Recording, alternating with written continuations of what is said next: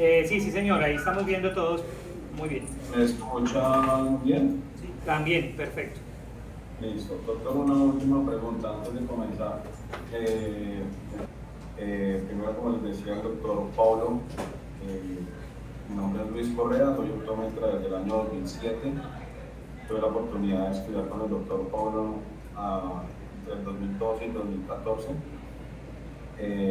Siempre me ha apasionado como el tema clínico y de córnea, entonces pues, realmente actualmente en mi parte de consulta estoy con todo el tema de lentes de contacto especializados y baja visión. Entonces, si de pronto alguno quiere leer algo más de lentes de contacto, hice un estudio en el 2007 comparando dos materiales de lentes de contacto, uno del laboratorio Cooper Vision y otro del laboratorio Alco, que lo más seguro es que ustedes de pronto lo hayan escuchado mucho, que es el famoso Aerotics. Entonces ese fue el primer estudio, y el segundo estudio fue cuando hicimos la maestría, y fue un tema de progresión de miopía en niños entre 6 y 10 años en la ciudad de Bogotá. Son dos temas importantes para los que les guste el tema de lentes de contacto y miopía, para que de pronto conozcamos un poquito más del tema. Bueno, entonces como les decía, este es un tema, al principio no es fácil porque hay que conocer muy bien lo que es parte de la anatomía de la córnea, que el doctor Polo ya lo han manejado. Pero este consenso global del queratocono nos despejó demasiadas dudas, han ido haciendo una que otra actualización, pero desde el 2015 lo hemos venido manejando y ha sido supremamente importante unos criterios que siempre tenemos que tener en cuenta a la hora de hacer un diagnóstico, a la hora de hacer un comanejo, sea con lentes, sea con anteojos, perdón, con lentes de contacto, con las diferentes clases de lentes, y ya por último el tema de manejo quirúrgico, ¿cierto? Saber cuándo vamos a remitir, saber en qué momento hacerlo y oportunamente. Bueno, entonces como les decía, vamos a hablar de esas charlas largas, pero de pronto no aburrirlos, sino de pronto darles como la parte más importante. Ustedes ya están como en el rol de mirar qué parte de la optometría les va a gustar, ¿cierto? Y espero que sea una charla no de confundirlos, sino más bien de animarlos a que surjan con el tema de lentes de contacto de optometría, que es una parte muy bonita. Bueno, en esta presentación no hay ninguna relación ni conflictos de intereses, porque aquí voy a nombrar de pronto casas comerciales, tanto en lentes de contacto como en unos lubricantes, entonces no hay ninguna relación. Bueno, en el consenso global del queratocono realmente hubo tres paneles diferentes. El primero fue que ustedes tienen que saber que cuando se habla de queratocono se reunieron los mayores expertos en córnea, que hoy en día les llamamos los famosos oftalmólogos corneólogos, por favor. Son oftalmólogos subespecialistas en córnea. En el tema de oftalmología ha ido cambiando mucho el tema, porque ya cada parte o cada patología va teniendo sus subespecialidades. Entonces en este caso córnea, corneólogo, y entonces se reunieron los mejores corneólogos en el mundo y se dividieron en tres paneles. El primero fue hablar sobre la definición del diagnóstico del queratocono, el segundo fue el tratamiento no quirúrgico y el tercero tratamiento quirúrgico. Acá ustedes ven en esta presentación, bueno, doctor Pablo, aquí se ve de pronto el mouse. Sí, ¿El mouse yo lo estoy moviendo o no? Sí, Luis. Entonces, acá lo primero que ustedes tienen que ver es que este es uno de los signos más importantes cuando ustedes vayan a mirar a un paciente con queratocono, que es el signo de Munson, ¿cierto? Y simplemente es que el paciente, al tener una córnea muy cónica, ¿cierto? Hace la protrusión del párpado inferior hacia abajo, cuando ustedes lo ponen en posición inferior, ¿listo? De mirada inferior. Bueno, entonces, con respecto al tema de definición y diagnóstico, que fue el primer panel, ¿cierto? Se hablaron tres categorías, que son los aspectos clínicos que distinguen el queratocono de las otras enfermedades ectásicas, que ahorita las vamos a nombrar, cuándo utilizar test diagnósticos y también el tema de factores de riesgo. En el tratamiento no quirúrgico realmente es tratamiento médico y acercamientos terapéuticos, entonces acá cuando hablamos de este tema realmente es todo lo que tiene que ver con lentes de contacto, con anteojos, ¿cierto? Y tratamientos terapéuticos, esos son los tratamientos farmacológicos en muchos de los pacientes que realmente tienen antecedentes alérgicos. Bueno, y el tratamiento quirúrgico se nombró exactamente cuándo realmente colocar anillos intraestromales o anillos de Ferrara, cuándo hacer cross-linking y cuándo llegar a una queratoplastia o un trasplante de córnea.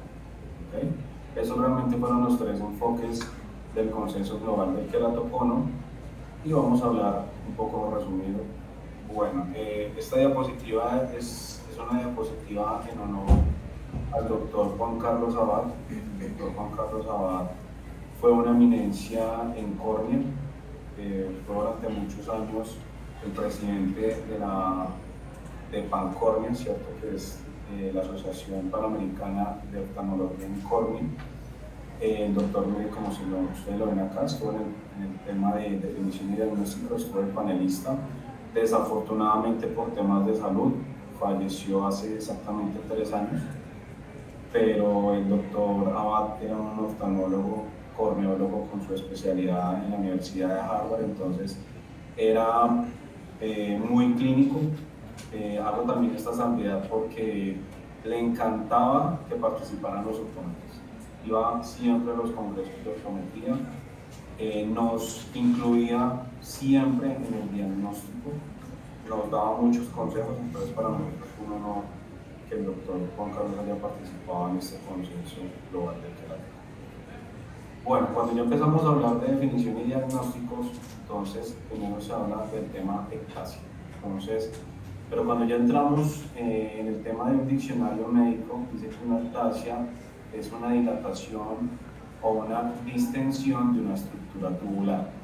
Esto es en grandes rasgos el diagnóstico de ectasia en el diccionario médico. Pero cuando ya se habla en el gremio de medicina y oftalmología, siempre se ha asociado el término a cambios en la forma de la córnea. Entonces no se les puede olvidar ese término, que siempre que les hablen a ustedes de ectasia, siempre va a estar relacionado a cambios en la forma de la córnea. ¿Listo? Aquí estamos viendo realmente que no es una córnea normal, aquí se ve la protrusión del cono, entonces vamos a continuar. Bueno, términos obligatorios para el diagnóstico de queratocono. Acá hay algo importante y es que ustedes, bueno, le voy a preguntar al doctor Pablo, ¿los estudiantes han visto algo de topografía, de Pentacam? Pues ellos están, creo que entre este semestre, que ya está terminando, y el otro, ya arrancan a ver un poco el tema de topografías, amarrado pues al tema de la queratometría. Pero realmente donde ellos más lo profundizan es cuando inician a ver lentes de contacto, que es a partir del sexto semestre. Entonces en este momento no. Listo.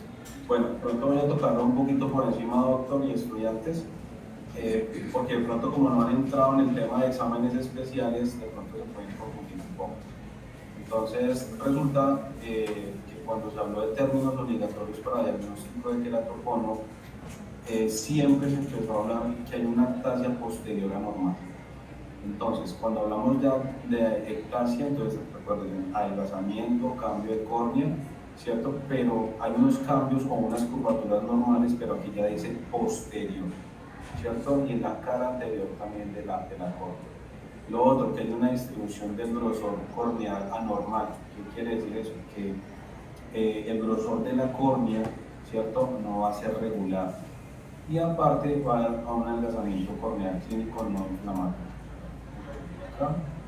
Acá cuando hablamos de ectasia posterior anormal, entonces nos habla mucho de dos mapas en la topografía, pero simplemente les voy a decir, mire, el Pentacam y la tomografía óptica que nosotros usamos para lo que son diagnósticos de glaucoma, va a ser algo importante, y es que ustedes se van a encontrar con esta escala de colores.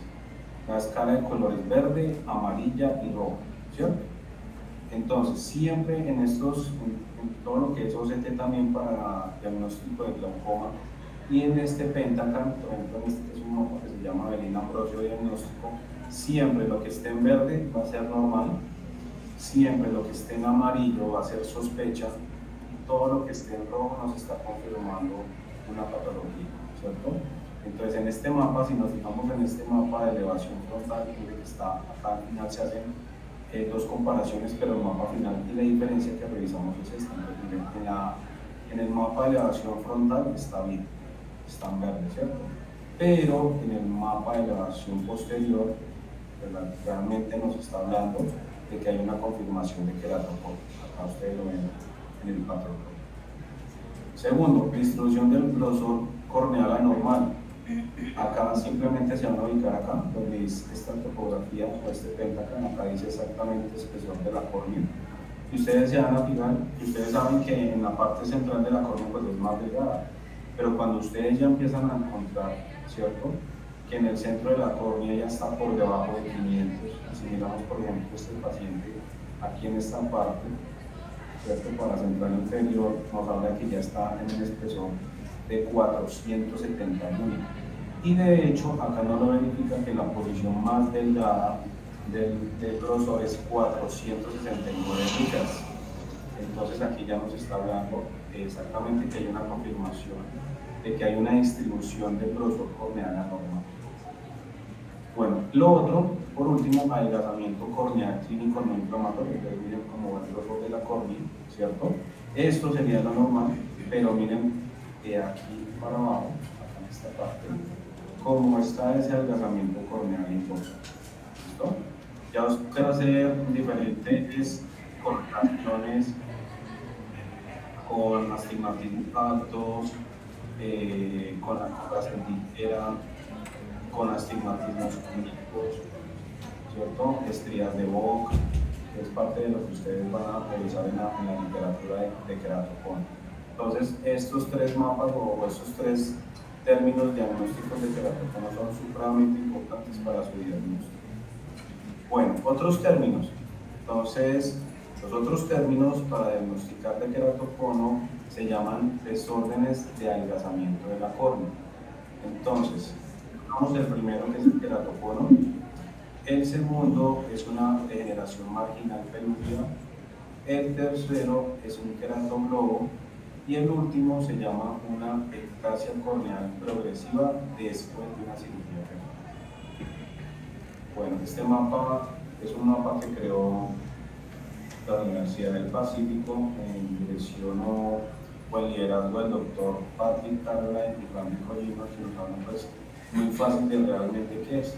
Entonces, un queratocono, como hablábamos ahorita en la foto, aquí está el adelgazamiento, ¿cierto?, a la central inferior. La degeneración marginal pelúcida tiene un adelgazamiento inferior. El queratoglobo es un adelgazamiento de toda la córnea. Por eso el queratoglobo no es tan común. Y hay un queratocono posterior que es de lo más raro. La verdad no he encontrado el primero en todos los años de experiencia, pero pues está en la literatura y lo tenemos que tener ahí. Bueno, esta es una gráfica, pues me parece muy bonita, que es de una charla de una corneóloga que nos habla exactamente de cada una de las características de lo que acabamos de hablar: queratocono, queratocono posterior, queratoglobo y degeneración marginal pelúcida. Entonces, si me quedo hablando solamente en este cuadrito, pues realmente pues, se nos va a ir la hora, pero lo más importante es lateralidad. Normalmente, que ya les lo voy a explicar, normalmente es asimétrico, es muy frecuente. La de aparición es entre la primera y tercera década de vida, o sea, desde los 10 a los 30 años. Normalmente el queratocono es progresivo, viene acompañado de un astigmatismo miópico mixto, ¿listo? Anillo de Flecha frecuentes, cicatrices frecuentes, estrías de Vogt frecuentes. El hidrops es algo muy poco frecuente, pero ya les voy a mostrar qué es. Vascularización nunca, depósitos lipídicos nunca y perforación poco frecuente. Entonces, vamos a continuar. Bueno, que es importante que ya hay unos mapas o una foto simplemente de cómo sería un queratocono. Y esto es una ectasia después de una cirugía refractiva. Entonces, realmente miren la diferencia. Acá sí realmente se ve la córnea muy plana, o los colores fríos o colores azules, y aquí en la parte inferior se ve un adelgazamiento. Esto realmente lo llaman, o dos palomitas se dan un beso, o también le llaman las tenazas de cangrejo. Entonces aquí tenemos una degeneración marginal pelosa. Bueno, otras no enfermedades ectásicas se encuentra la degeneración marginal de Terrien, el Delen, ¿cierto? Ya lo vamos a mirar. Esto ustedes lo pueden encontrar en sus lámparas de hendidura. Y la idea es que ustedes no lo confundan con una ectasia tipo queratocono o como las que acabamos de mostrar. Entonces, la degeneración marginal de Terrien se define como un adelgazamiento progresivo de la córnea periférica. Eso es lo principal. Si ustedes lo ven acá en las tres fotos, ahí están los adelgazamientos, pero siempre son periféricos. ¿Listo? No existe inflamación, existe un infiltrado lipídico en el borde central y tiene una parte de vascularización en su base. Siempre va a tener vascularización. Acá ustedes la ven en la parte superior, aquí también se ve en esta parte superior. ¿Listo? Miren aquí. Todos van con su parte lipídica. ¿Listo? Se presentan adultos jóvenes entre los 30 y 40 años, que acá hay una gran diferencia con el tema del queratocono. ¿Listo? Y algunos autores nos señalan que es hasta los 60 años. Es asintomática. En cuanto al Delen, la gran diferencia cuál es, que es una depresión redonda. Ustedes la ven acá los tres, parece una úlcera realmente en el limbo. ¿Listo? Siempre en la zona periférica.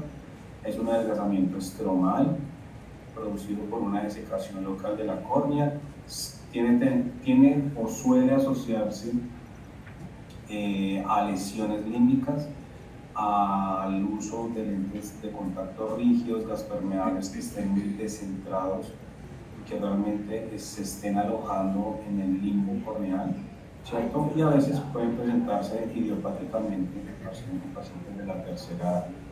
Entonces hay que tener cuidado con estos desórdenes clásicos, pues que realmente son totalmente distintos a lo que hablamos de queratocono. Bueno, cambios secundarios. También podemos encontrar unas ectasias o unos adelgazamientos en la córnea, pero cuando posteriores a traumas, ¿cierto? Siempre que tengamos traumas corneales de cualquier tipo, desde una esquirla pequeña de un paciente que esté soldando y que no se haya cuidado con sus gafas o con su careta, va a tener cambios en la córnea. Me acuerdo tanto que cuando estuve en mi rotación en mi externado, tuvimos una urgencia ocular en el área de oftalmología y fue un paciente que se le estalló algo trabajaba en un montallantas y le cayeron 9 esquirlas en la córnea. Entonces fue un paciente que quedó con múltiples cicatrices. Bueno, ¿qué hay de consenso del global frente a estos desórdenes? Primero, que el queratoglobo y el queratocono son entidades clínicas diferentes, siempre. Lo segundo, que también les tiene que quedar a ustedes desde el día de hoy, que los queratoconos unilaterales no existen. Normalmente siempre el queratocono es bilateral. Y cuando ustedes manden formular su Pentacan, su topografía, por favor siempre hacerlo bilateralmente. Entonces ustedes van a colocar en su revisión, se formula Pentacan ambos ojos, por favor. O topografía corneal, ambos ojos. Siempre hay que estar pendientes de ambos ojos. Porque a veces podemos encontrarnos un queratocono alto y en el otro ojo tener un queratocono frustro. Realmente es un queratocono que realmente no le está quitando visión al paciente, pero tenemos que identificar.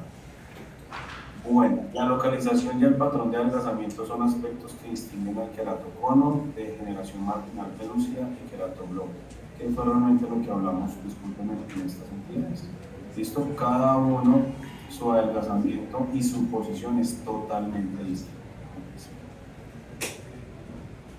Eso me parece que queda. Bueno, Aquí cuando ya estamos hablando frente a queratocono, pues realmente como les digo, lo importante es que ustedes miren exactamente los mapas de colores. Siempre se van a encontrar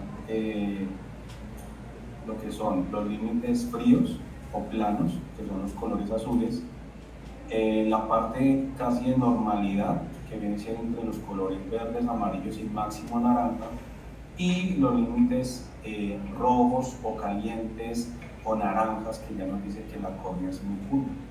Entonces, por ejemplo, estamos acá frente a un Pentacan y un diagnóstico de queratocono, ¿cierto? Entonces, lo primero, miramos, por ejemplo, en cada uno de estas partes centrales, estamos mirando que encontramos unos índices queratométricos de 44.5, 46, 45, pero central inferior estamos encontrándonos un queratocono, así que ya tenemos una asimetría en cada uno de los anillos del Pentacan. Acá ya nos dice 51.3, 53, 50.6. Entonces, esto es lo que tenemos que analizar. Como hasta ahora vamos a entrar a evaluar estos temas, yo creo que no los voy a confundir un poco con el tema de los valores normales de elevación frontal y posterior, porque probablemente se van a confundir. Entonces, uno es mirar exactamente cómo sería un queratocono, ya estamos viendo más o menos una tercera imagen, y lo otro es el mapa de espesor corneal. Entonces, bueno, estamos hablando que más o menos en el centro tenemos un espesor normal de 500 micras, este paciente tiene 430 y 431. Entonces hay correlación, ¿cierto? En el adelgazamiento también del grosor de la córnea. Bueno, este ya es un Pentacan, como les hablaba ahorita, de generación marginal velocidad, típico, os digo. Ustedes lo pueden decir, dos palomitas dándose en un beso o las famosas tenazas de cangrejo. Este patrón siempre es típico. Y la otra correlación importante, se me olvidaba, normalmente en queratoconos encontramos en el ojo derecho ejes entre los 30 y 60 grados de inclinación de astigmatismo, y en el ojo izquierdo entre 120 y 150 grados. Normalmente siempre encontramos estos astigmatismos oblicuos. En cambio, en la degeneración marginal pelúcida tenemos astigmatismos contra la recta. Entonces tenemos astigmatismos entre 70 y 110, 120 grados. Esta es una de las correlaciones también muy bonitas e importantes que encontramos en estos mapas.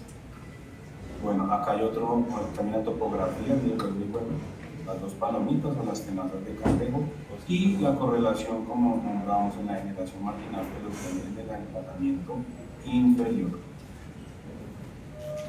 Este es el otro, no es tan común, pero ese es el famoso queratoglobo, que hablábamos también anteriormente, y es que es un adelgazamiento generalizado de la córnea. Esto es normal. Realmente en estos tipos de queratoglobos esféricos, porque realmente hay una asimetría en la córnea, entonces lentes de contacto esféricos rígidos nos pueden funcionar más bien.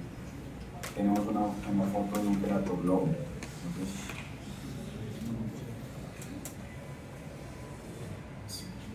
Bueno, voy a pasar un poquito por acá. Bueno, de acá lo más importante, doctor Pablo y queridos estudiantes, es esto de aquí abajo. No hubo consenso en el sistema de clasificación para el queratocono.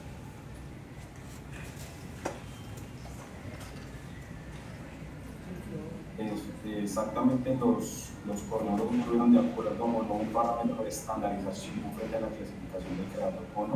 La más común, más típica, era la de Dr. Ansler de 1947, que hablaba de queratoconos ovales, níqueles, ¿cierto? Pero acá hay una actualización,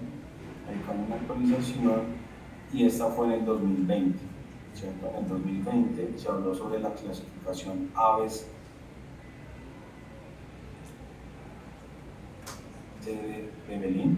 Entonces nos va a hacer, o que podemos clasificar un paciente con un estadio de queratocono de grado 1 a grado 4, ¿cierto? Entonces estamos hablando de un ejemplo.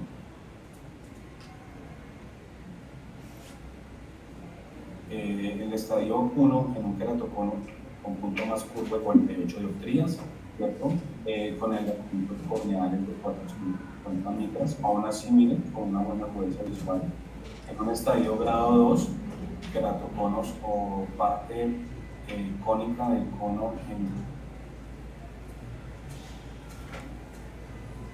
53 dioptrías, 400 parte focal, la agudeza visual hasta 20. En el grado 3, queratometría hasta 55 dioptrías, miren este desplazamiento, 300 micras, y agudeza visual de 20-100.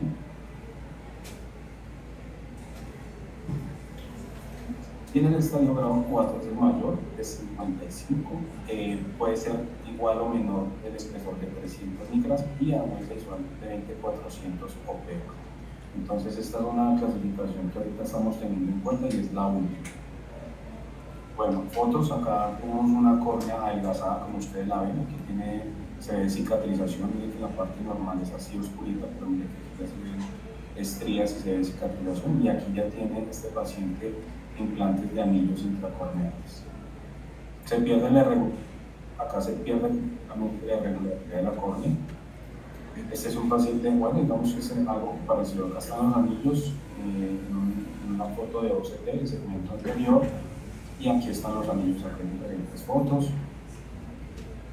Esto es importante ya, pero para el tema de lentes de contacto, cuando ustedes ya estén con todo el tema de lentes de contacto, ya estén hablando de lentes de contacto especiales, van a tener ustedes que tener en cuenta este término. Este término se llama la ságita, ¿cierto?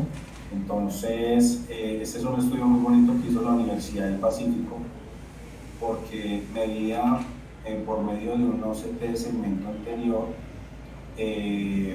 una diferencia, digamos, de aquí del centro de la córnea hasta los 15 milímetros, ¿cierto? Resulta que cuando hicieron y pusieron este cordoncito aquí a los 10 milímetros, se dieron cuenta que en pacientes con córneas normales y en pacientes con queratocono, que es el de aquí en la parte inferior, cambiaba todo.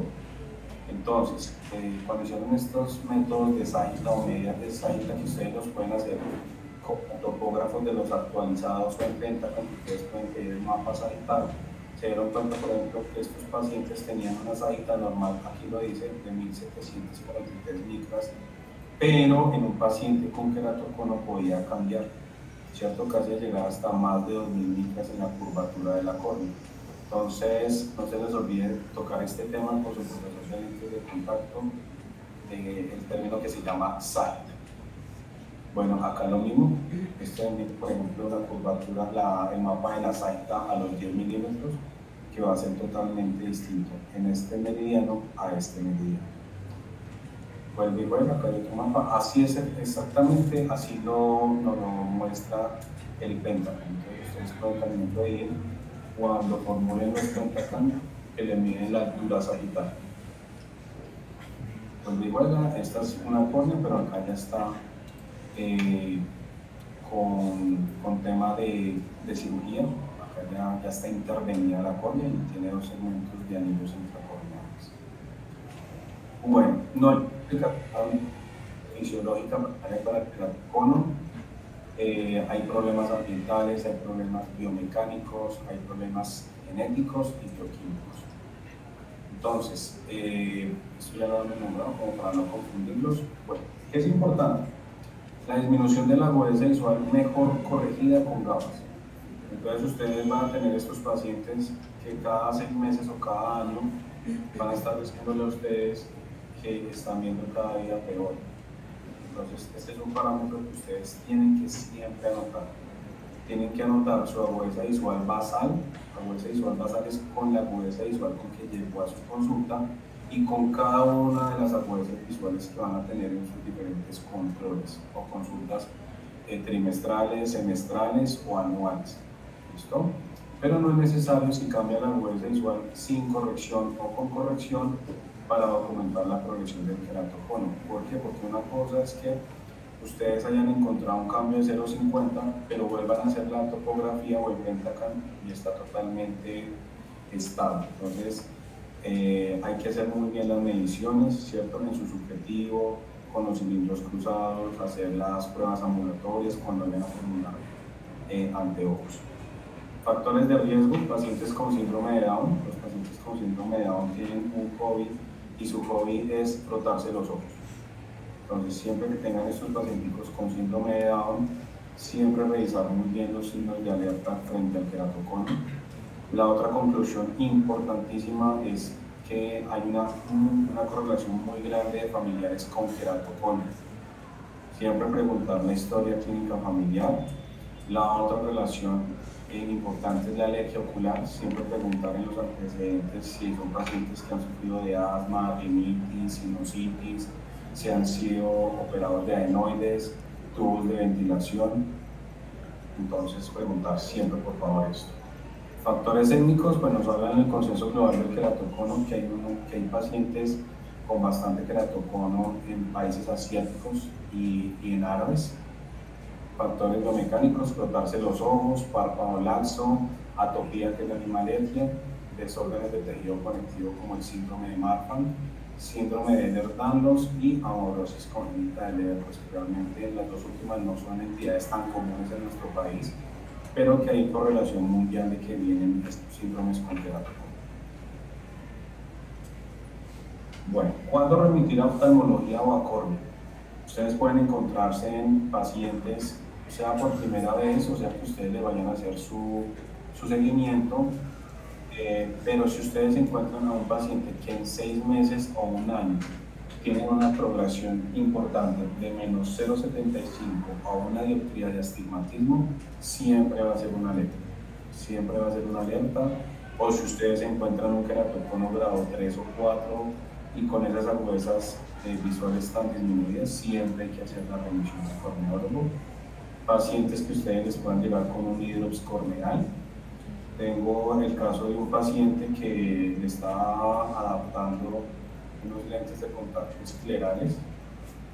En esa época me acuerdo tanto que esos lentes se demoraban casi hasta 2 meses en llegar, pero cuando llamé al paciente a decirle que sus lentes habían llegado, el paciente me dijo: doctor, yo voy a ir a la adaptación, pero le cuento que estoy viendo menos por ese ojo y me estoy viendo el ojo de otro color. Desafortunadamente ya era su segundo trasplante de córnea, y en su segundo trasplante de córnea era una foto igualita a esta que ustedes están viendo, muy parecida. Se había roto otra vez la membrana de Semen y había hecho un hidrops corneal por segunda vez. Entonces, es un paciente que otra vez terminó en córnea, hay que hacerle demasiados exámenes porque ya era su segundo rechazo a una córnea de trasplante.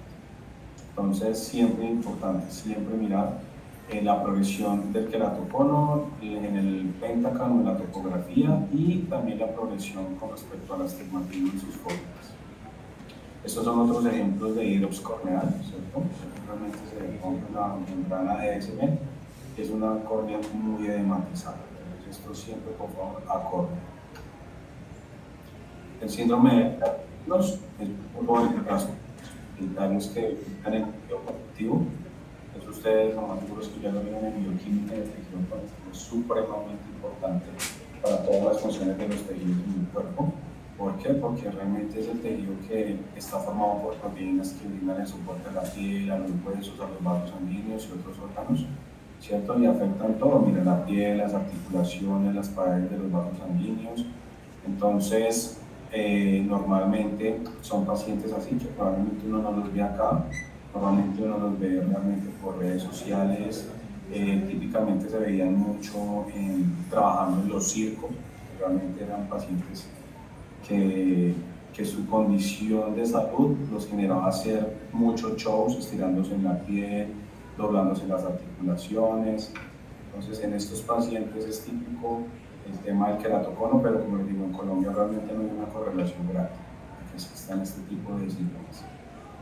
La amaurosis congénita de Leber es un trastorno realmente que afecta principalmente a la retina. Son pacientes que desafortunadamente tienen baja visión, son pacientes que les molesta mucho la luz, muy fotosensibles, vienen con nistagmus y pueden haber correlaciones con hipermetropías, pero aparte su córnea sufre.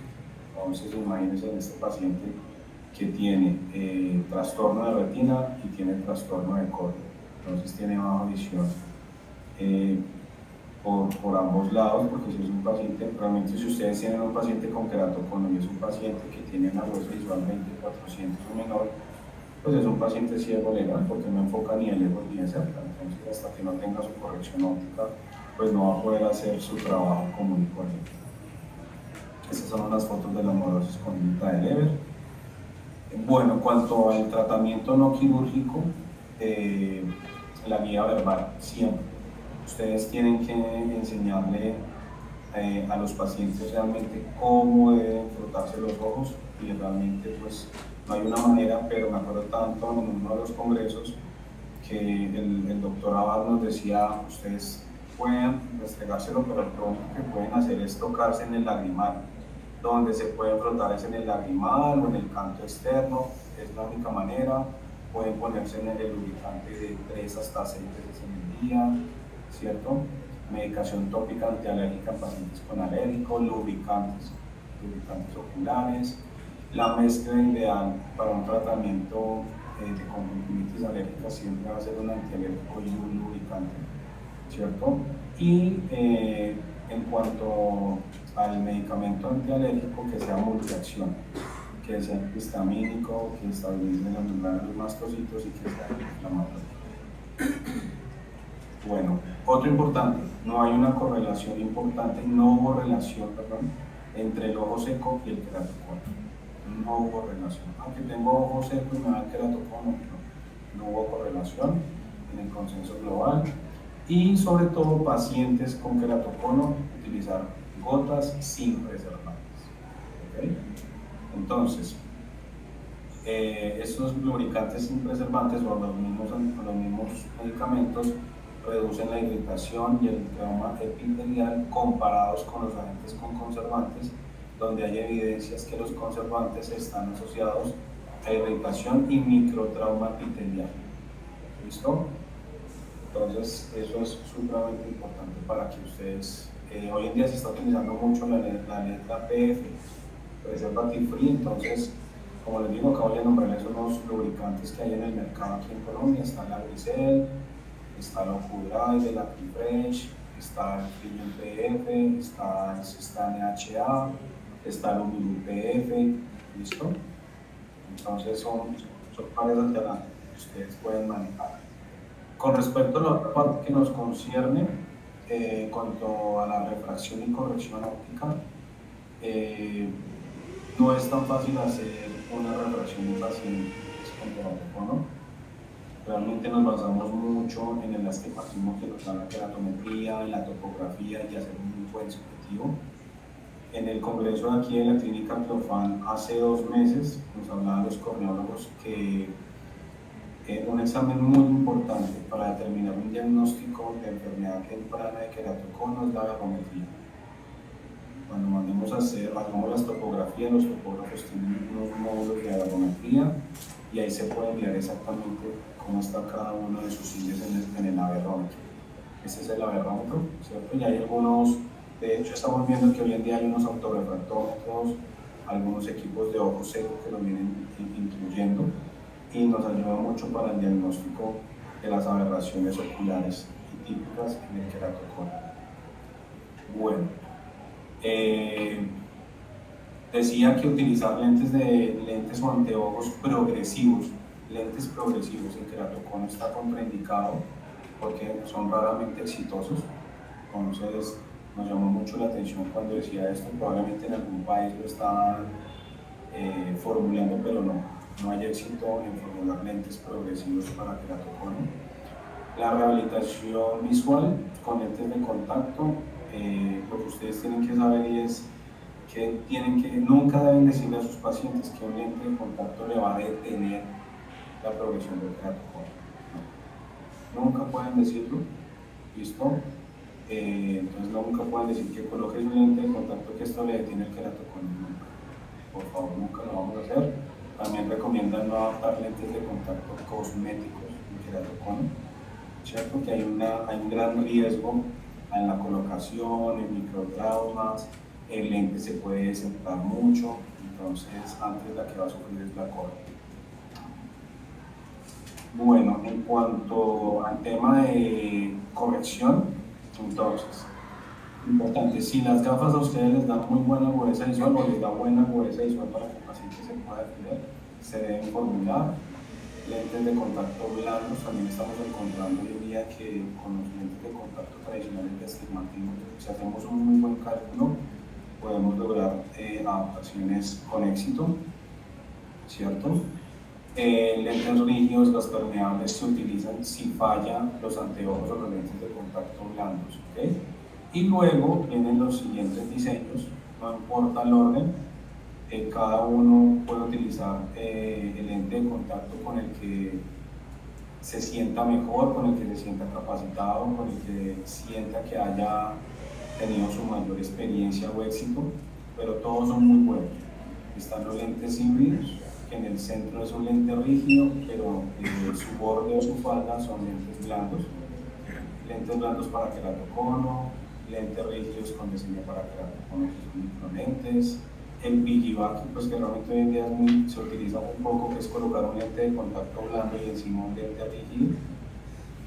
Y los lentes famosos que de pronto ustedes ya han escuchado, que son los famosos lentes de contacto esclerales. Está el corneoescleral, el miniscleral, semiclerales y esclerales. Realmente son lentes de contacto rígidos de gran diámetro, pero cada uno tiene diferentes tamaños. Pero todos son una muy buena opción. Yo que les recomiendo mucho, si les gustan los lentes de contacto, lo primero que hay que hacer es la inversión en las cajas de diagnóstico. Si ustedes no tienen cajas de diagnóstico, es muy difícil pedir o solicitar solamente un lente de contacto y que sea exacto para el paciente. En cambio, si ustedes tienen su caja de lentes donde hay 15, 20 o hasta 30 lentes, ustedes pueden hacer diferentes pruebas del mismo día, y no que el paciente esté yendo cada 8 días o cada 15 días o cada mes a sus consultorios, porque recuerden que normalmente estos laboratorios que pueden prestar los lentes están en Bogotá, en Medellín, en Boyacá, ¿cierto? O a veces a nivel internacional, y a veces no es tan fácil que el paciente esté yendo y puede llegar un momento en que el paciente se canse y diga, no, este paciente, esta doctora o este doctor no pudo con mi caso, no voy a volver, ¿ok? Bueno, yo creo que por el momento, doctor Paulo, podemos dejar acá porque ya en el tema de consenso quirúrgico ya es para un nivel más adelante cuando ya hayan visto la entrevista. Entonces, yo creo que por ahí hasta el momento va bien. Sí, Luis, muchas gracias. Lo que pasa es que sí es muy importante para ellos, y digamos que yo quise que pues dentro de la asignatura de este semestre, como ya le había comentado en días pasados, doctor Luis, esta asignatura es semiología y patología del segmento anterior. Entonces, en ese orden de ideas, pues ellos revisan o revisamos con ellos pues todas las alteraciones que afectan el segmento anterior, y entre ellas pues las más relevantes y las más importantes. Y es importante que nosotros acá pues hagamos como yo diría un apartado especial para hablar de queratocono, porque muchachos, en teoría el queratocono para nosotros se constituye en un reto grande, en la medida en que tal vez el primer filtro para detección de queratocono aparentemente que debería ser un resorte exclusivo de la oftalmología, pues somos los optómetros, ¿no? Porque normalmente en las etapas iniciales, que es donde el queratocono se empieza a detectar o empieza a manifestarse, pues son en esos pacientes que típicamente van solamente por el cambio de sus gafas o por el control de su agudeza visual, porque aparte de pronto tal vez una alergia como base, no hay otra alteración que los lleve o los motive a asistir por oftalmología. Y nosotros, lamentablemente por recursos y por muchas cosas, pues en algunos casos solo contamos con un queratómetro, y eso en muchos de los consultorios en general. Y como ustedes se pudieron dar cuenta, pues para hablar de queratocono necesariamente estamos hablando de una alteración que afecta cara anterior y cara posterior de la córnea. Y yo con un queratómetro, convencional y manual, como el de Helmholtz, el de Bausch & Lomb, que son queratómetros que me miden primero el ápex corneal, que ustedes saben que son los 3 milímetros centrales, y segundo, solo la cara anterior, pues es muy complejo que yo pueda identificar a tiempo, de manera temprana, una ectasia corneal, ¿cierto? porque normalmente, como ya pudimos ver, el queratocono tiene por características fundamentales una localización inferonasal que se escapa a ese apex corneal. Entonces, por eso ustedes escucharon tanto hoy la palabra topografía, porque la topografía se constituye en la herramienta clave y tal vez fundamental para el diagnóstico temprano de ese queratocono. Pero también es importante aclararles, Luis, que hablando de las topografías también existen de dos tipos, ¿cierto? Las de cara anterior, que son aquellas por discos de Plácido, que son los topógrafos tal vez un poco más rezagados ya, porque ya uno difícilmente encuentre topógrafos de cara anterior, aunque todavía quedan algunos, en los que pues claro, tiene la ventaja de que no solamente mide el ápex corneal, es decir, los 3 milímetros de clave, sino toda la superficie corneal, pero tiene la desventaja de que mide solamente la cara anterior.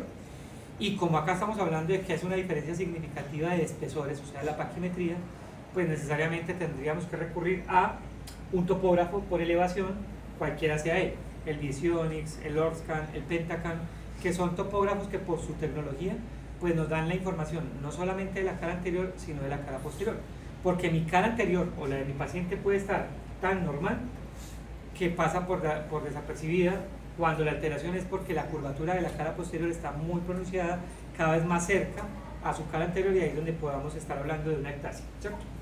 Otra cosa importante que es muy, digamos, no sé, tal vez complementando a lo que nos decía el doctor Luis José, es básicamente que en los topógrafos lo importante, aparte del mapa de colores que está basado en el código de la escala Luciana, que es un estudio que se hizo hace mucho tiempo, que es un mapa de temperatura y de color muy parecido a el espectro visible, ¿cierto? Que va desde lo azul hasta los rojos, pasando por la mitad que es el verde se constituye en el valor de referencia. Entonces por eso él les decía que el verde casi que de entrada le está diciendo a usted todo está bien, pero que cuando ya empieza a tonar una tonalidad roja, ya estamos hablando de adelgazamientos o de curvaturas pronunciadas, que eso también va a depender de acuerdo de la escala de topografía que estemos hablando, porque acuérdense que la escala de topografías puede ser ajustables, normalizadas o absolutas, que eso ajustable es si yo soy el dueño de mi topógrafo y yo quiero que los rojos no me hablen, que sean curvas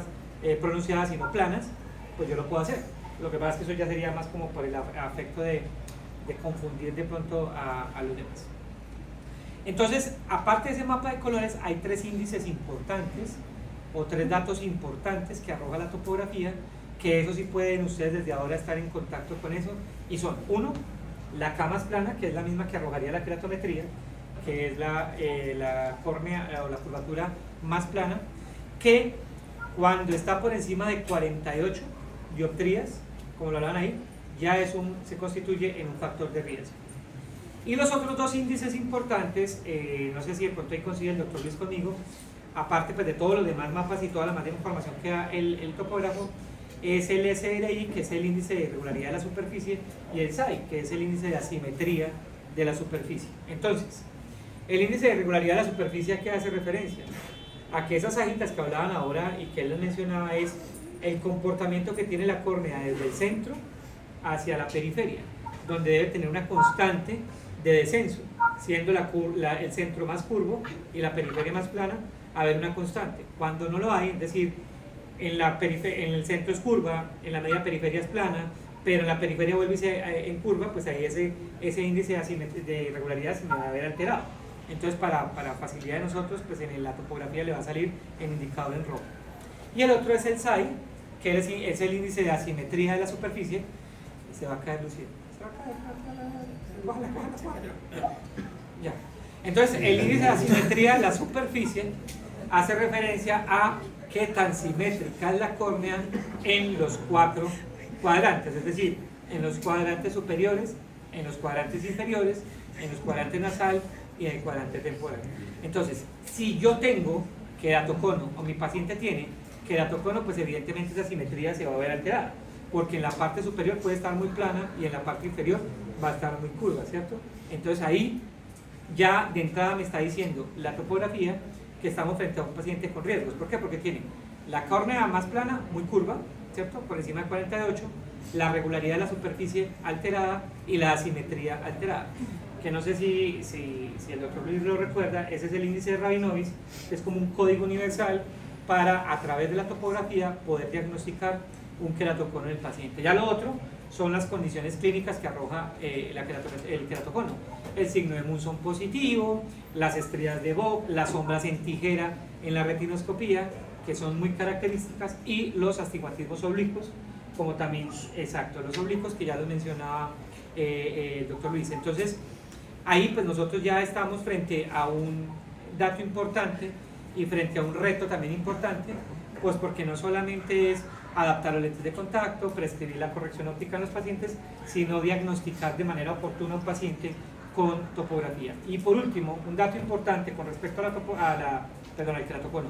Con respecto al queratocono, es la edad de incidencia, ¿cierto? Que ya lo mencionaba el doctor Luis, que normalmente, pues este último consenso habla de los 30 años como edad máxima, ¿cierto? Como techo. En tiempos atrás nosotros teníamos como referencia más o menos los 24 años, es decir, a pacientes ya adultos mayores o adultos, si no se le desarrolló queratocono, pues ya hay menos riesgos de que se le desarrolle. En la etapa de la adolescencia y en la etapa de la adultez joven es donde todavía existe y persiste el riesgo. Entonces, si a usted un paciente le llega, nunca ha sido diagnosticado con queratocono y tiene 40, 45 años, usted le ve sombra de tijera, pues difícilmente es un paciente que pueda tener queratocono, más bien puede ser un astigmatismo irregular o puede ser otra alternativa, o un queratocono frusto, que pues en algún momento intentó serlo y nunca lo fue. Señor. ¿Congénito no se puede encontrar queratocono? Pues no sé, yo le paso a Luis a ver si de pronto le quiere contestar. Preguntan que si un queratocono congénito se puede encontrar. No, normalmente siempre es frusto, pero siempre después de los 10 años. Se puede encontrar, pero en la tablita que yo les dije, ¿cierto? Es normalmente la tablita que yo les dije acá. Por ejemplo, hay algo muy raro y es el queratocono posterior, ¿cierto? Que el queratocono posterior dice que es desde el nacimiento. Pero te digo la verdad, no he visto el primero, y en todo lo que es la literatura que hemos visto a nivel de todos estos años, es muy raro que un profesional tanto en oftalmología como en optometría especialista en lentes nos diga es que encontramos un queratocono posterior. Es muy raro, pero sin embargo, como les decía en el cuadrito, está esa variable, ¿no? Y otra cosa ahí, doctor Luis, que podríamos ahí mencionar con respecto a la pregunta de Jairo, es que si bien es probable que queratoconos de carácter congénito no se encuentren, sí hay detonantes congénitos que pueden ser o favorecer para que un paciente desarrolle queratocono. Ya lo mencionaba usted, Luis, que era pues, las alteraciones del tejido conectivo, ¿sí? Algunos síndromes. ¿Y por qué el síndrome de Down, por ejemplo? Porque el síndrome de Down tiene como características dos factores de riesgo. Uno es la falla en el tejido conectivo, ¿cierto? El colágeno principalmente. Por ende, esos ojos y esos anteroposteriores son tan grandes y por eso la gran mayoría de los pacientes con síndrome de Down son miopías altas. Y dos, digamos, la predisposición a factores alérgicos, que antes, tal vez mucho tiempo atrás, y yo creo que en esto sí coincide el doctor Luis conmigo, que en las etapas iniciales, cuando nosotros aprendíamos o nos enseñaban con el tema de queratocono, nos decían que era una enfermedad que no tenía como un origen o una causa aparente, ¿cierto? Porque pues aparecía de la nada y el paciente la desarrollaba, ni siquiera se hablaba del factor hereditario. Hoy por hoy sabemos que la alergia es un detonante, pues porque finalmente el frote, la fricción mecánica causa y provoca que un paciente pueda desarrollar alergia. Por eso es una de las condiciones que hace que la prevalencia en términos de edad sean en etapas infantiles, adolescentes y en la etapa del adulto joven, que es donde tal vez la alergia está en su fase más aguda. Pues ya sabemos que entra en su fase crónica, donde a veces ya incluso ni sintomatología se pueden llegar a presentar en los pacientes. Entonces, en ese orden de ideas, pues evidentemente estamos frente a una entidad en la que ustedes necesariamente van a estar en contacto, ¿cierto? Ellos necesariamente van a estar en contacto, ya sea por adaptación de lentes de contacto o ya sea por la corrección de las gafas. Cuéntame, Luis. Hay algo importante y es en el tema de la anamnesis, y es, como ya les nombré ahorita, siempre preguntar el tema de antecedentes respiratorios. Segundo, el tema de la mascota. Lo que es el perrito y el gato son supremamente alérgicos. ¿Cuántas veces va a piscina? ¿Cierto? El tema del cloro y alergia ocular. Tema de maquillajes.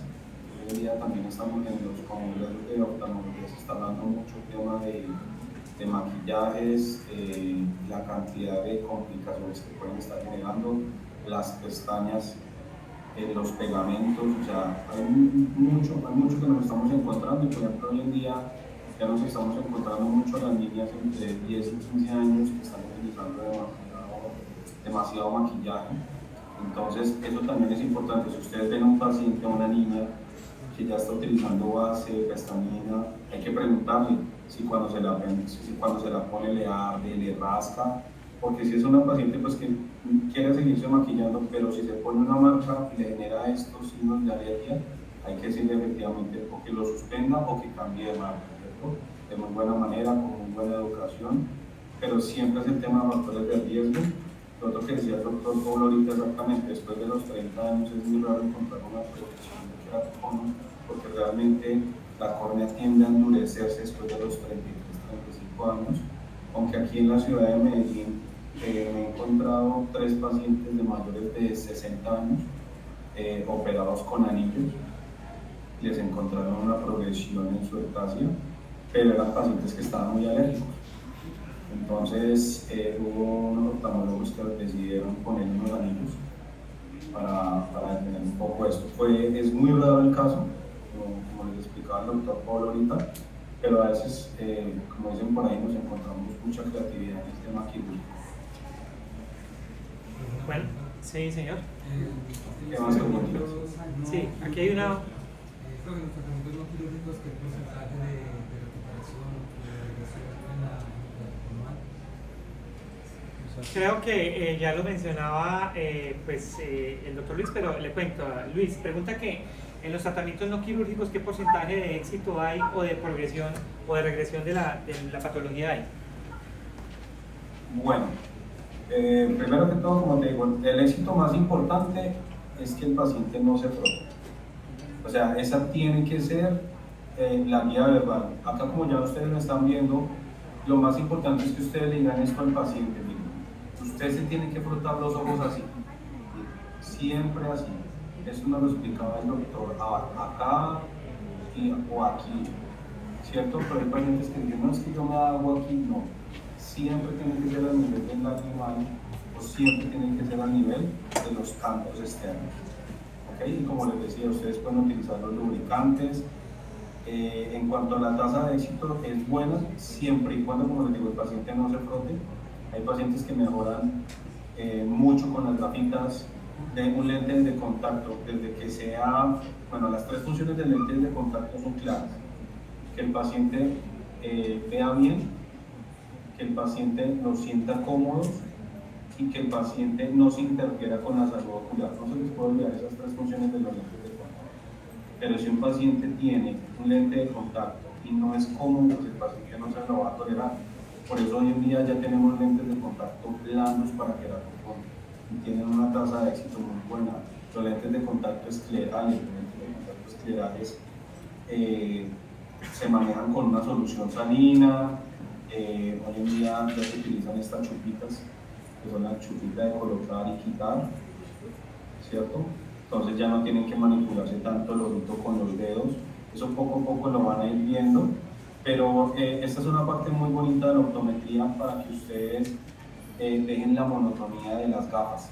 Si ustedes se vuelven especialistas en lentes de contacto, van a tener un mundo de trabajo, van a ver diferentes pacientes, no solamente en el queratocono, están las degenerativas maculoesclerosis, está el tema de fotometría, está el tema de autocar. Ahorita que el doctor lo mencionaba, los que estamos manejando todo este tema de lentes especiales simples, muchas veces nos toca tener el topógrafo a la mano. A mí me tocó comprar un topógrafo realmente porque estaba formulando topografías para hacer ortoqueratología, era algo cansón, pero la tasa de éxito es muy buena siempre y cuando el paciente no se rasque. Bueno, Luis, y la última pregunta para despedirlo, y ellas tienen otra actividad porque ya sabemos que usted sigue con su agenda allí. Cuéntenos. Quería saber en qué momento se decide colocar un anillo intraestromal a un paciente y qué tan efectivo es. ¿Se alcanzó a escuchar, doctor? La pregunta está súper buena. Sí. Hace 2 meses que fue en el Congreso de Clínica Oftalmológica de Antioquia, hubo 2 vertientes muy grandes y fue la vertiente bogotana y la vertiente antioqueña. Entonces, la vertiente antioqueña, los que estuvieron en la parte de Medellín, decían que ellos casi no utilizaban los lentes, los anillos intrastromales. Que hoy en día lo que más estaban utilizando eran los Linky, ¿cierto? Pero resulta que llegó la parte bogotana de córnea y empezaron a hablar de cada uno de sus casos. Y ellos decían que lo más importante era la posición y colocación del anillo. Que si un paciente quedaba muy bien con los anillos y aparte le corregía por esa visual, el paciente iba a estar bien, ¿cierto? Pero lo otro importante de esto es, y como lo decía el doctor Abades, que ustedes van a ser el primer filtro. Ustedes van a ser el primer filtro de detección. Si ustedes hasta un paciente con sospecha de queratoconía no le hacen una topografía, no se diagnostican qué grado está, y solo gafas, puede llegar un momento en que el paciente puede cansarse de la distinta optometría y es cuando otro especialista.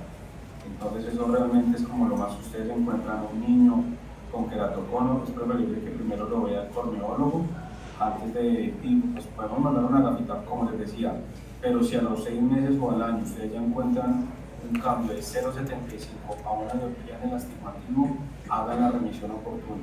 Es más fácil que vuelvan con nosotros después de unos anillos o un crosslinking para que lo sigamos tratando con un lente de contacto o con una gafita. ¿Listo? Siempre es prevención. Pues, doctor Luis, primero muchas gracias por haber aceptado esta invitación, pues por sacar espacio en su agenda y en todas sus actividades para compartirnos un poquito acerca de esta información y de su experiencia. Segundo, pues dejarle la invitación abierta para que nos siga acompañando y ojalá más de manera presencial. Por ahí después hablo con usted. Y tercero, pues nada, realmente pues cualquier cosa, espero que ellos nos puedan comunicar, que nos puedan estar ahí con nosotros. Si hay parte del material que usted nos quiera compartir para compartírselo a ellos, entonces entregárselos y nada, Luis, muchas gracias. No, yo les voy a mandar parte de la presentación y tengo los artículos para que los revisen. Yo como le dije a usted, me encanta Pereira, o sea, yo después de Medellín me encanta Pereira. Yo me la paso en el son está allá, entonces, ¿quién quita que de pronto en la cosa allá no quiere yo como personas? Listo, pues cambiamos y yo me voy para allá. Listo, estimado profesor amigo.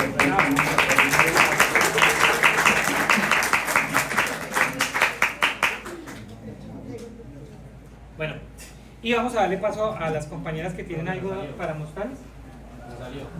No, sí, ya voy saliendo acá, pero es para darle paso a otras compañeras calmados.